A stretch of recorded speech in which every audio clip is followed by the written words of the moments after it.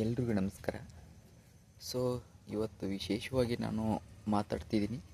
So ನಮ್ಮ ದೇಶದಲ್ಲಿ ನಡೀತಕ್ಕಂಥ ಡೆಲ್ಲಿ ಪ್ರಾಡಕ್ಟ್ ಬಗ್ಗೆ ನಾನು ಒಂದೆರಡು ಮಾತಾಡಬೇಕಂತ ಬಂದಿದ್ದೀನಿ. ಹೀಗಾಗಿ ಎಲ್ರಿಗೂ ಒಂದು ಮನವಿ.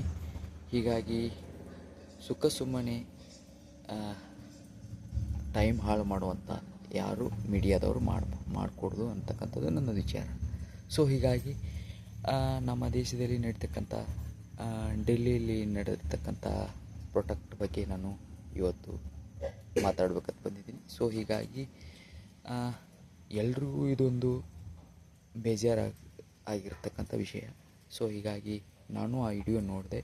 ಹೀಗಾಗಿ ಇವತ್ತು ಮಾತಾಡಬೇಕಂತ ಅದ್ರ ಬಗ್ಗೆ ಒಂದೆರಡು ಮಾತಾಡಬೇಕಂತ ಈಗ ವಿಡಿಯೋ ಮುಖಾಂತರ ಎಲ್ರಿಗೂ ಒಂದು ರಿಕ್ವೆಸ್ಟ್ ಮಾಡ್ತಿದ್ದೀನಿ. ಸೊ ನಮ್ಮ ದೇಶದಲ್ಲಿ ನೋಡ್ರಿ, ಎಲ್ಲರೂ ಕಾಯಕ ಮಾಡಿದಾಗ ಕಾಯಕ ಮಾಡಬೇಕು ಅಲ್ವಾ. ಸೊ ಆ ಧರ್ಮದವರು, ಈ ಧರ್ಮದವರು, ಅದು ಇದು ಇನ್ನೊಂದು ಮತ್ತೊಂದು, ಸೊ ಇದೊಂದು ಎತ್ತಿ ಕಟ್ಕೊಂಡು ಹೋಗಿ ಸುಖ ಸುಮ್ಮನೆ ಪಾಪ ಬಡ ಮಕ್ಕಳಿಗೆ ಅಪಾಯಕಾರಿ ಹೇಳಿಕೆಗಳು ಕೊಟ್ಕೊಂಡು ಸುಖ ಸುಮ್ಮನೆ ತೊಂದರೆಗಳು ಮಾಡ್ತಕ್ಕಂಥ ಎಲ್ಲ ಮೀಡಿಯಾದವರಿಗೆ ಒಂದು ರಿಕ್ವೆಸ್ಟು, ಇದೊಂದು ನ್ಯಾಯಯುತವಾಗಿ ನಡಿಬೇಕಂತಕ್ಕಂಥದ್ದು ನನ್ನ ವಿಚಾರ. ಸೊ ಹೀಗಾಗಿ ಎಲ್ರಿಗೂ ಒಂದು ನ್ಯಾಯ ಸಿಗಬೇಕು.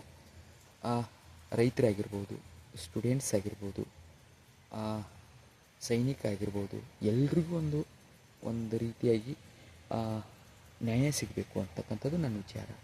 ಸೊ ಎಲ್ಲರೂ ಕೈ ಜೋಡಿಸೋಣ, ನ್ಯಾಯದ ಪರ ಇರೋಣ. ಹೀಗಾಗಿ ಪಾಪ ಎಲ್ಲೋ ಕೂತ್ಕೊಂಡು ಏನೋ ಮಾತಾಡಿಕೊಂಡು ಸಮಸ್ಯೆಗಳನ್ನ ಕ್ರಿಯೇಟ್ ಮಾಡೋದು, ಎಲ್ಲರೂ ಅದ್ರ ಬಗ್ಗೆ ಹೋರಾಡೋಣ.